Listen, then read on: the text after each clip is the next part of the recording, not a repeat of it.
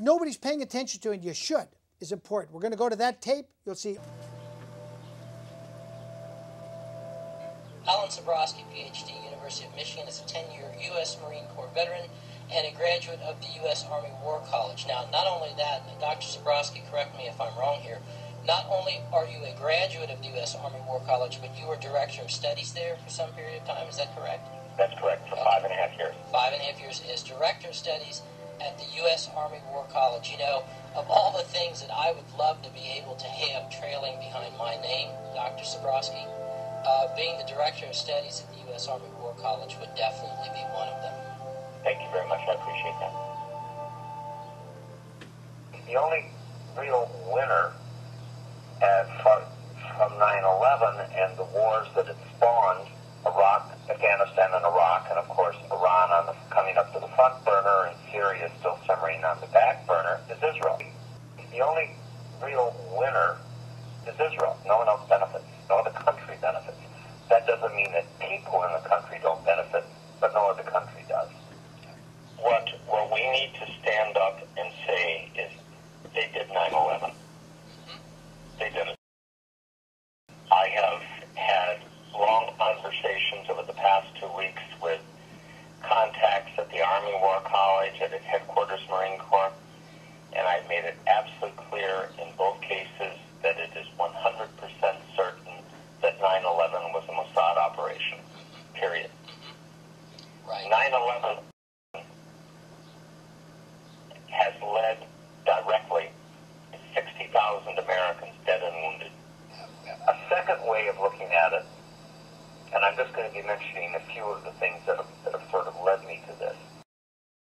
A second thing is to look at the requirements for the conduct of this type of an operation. I mean, even taking the U.S. government's case, neither Al-Qaeda nor any other terrorist operation in the world has the discipline, the skills, the coordination, anything else you wish, even to pull off a simultaneous 4-plane hijacking, much less do what they did. Well, Third, there's WTC 7, the collapse of the third tower. Not hit by a plane, clear controlled demolition, and whatever one might think of the people that were supposedly in the plane. And let's buy the USG case for a moment. Let's say they were all there. You know, that this was a 4-plane hijacking, and they decided to do it. There is no way in the world they could have had access to a single WTC building, much less 3 of them, to wire them for demolition to bring them down. To wire a massive building for a controlled demolition, much less carry off a 4-plane hijacking. Well, Totally different capabilities. 90 to 96% of the mainstream media in the United States are either Jewish or Zionist owned. That's right. The fact that there was a clamp on discussions about 9/11, on suppression of WTC-7, whose collapse is virtually unknown in America, makes it very clear to me that the people who run it either knew, suspected, or feared that the evidentiary trail an investigation would reveal would lead straight back to Israel. Otherwise, there would have been a feeding frenzy and they would have gone at it.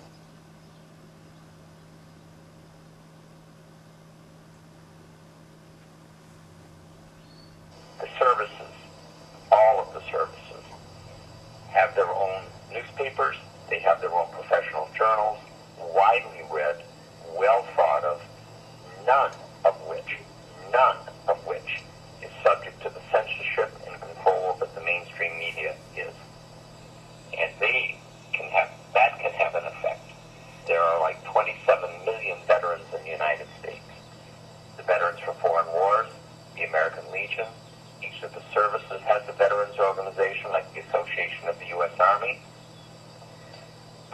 There's money there, there's votes there, and as someone wrote about a week ago, you know, if you want to talk about the true 800-pound gorilla in the American lobby system, it's not AIPAC. It's the American military and the American Veterans Organization. if they ever get energized, that's where you can do it. Crystallize their opposition. That's where Congress suddenly changes. This is a critical year. The next 3 to 4 months are going into an American congressional election year.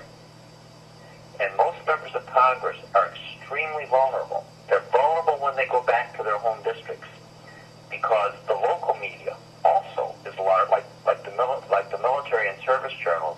The local media also is largely not bought or censored by the Zionists. Congress in Washington, the mainstream media, this is the enemy's battleground. That's their strength.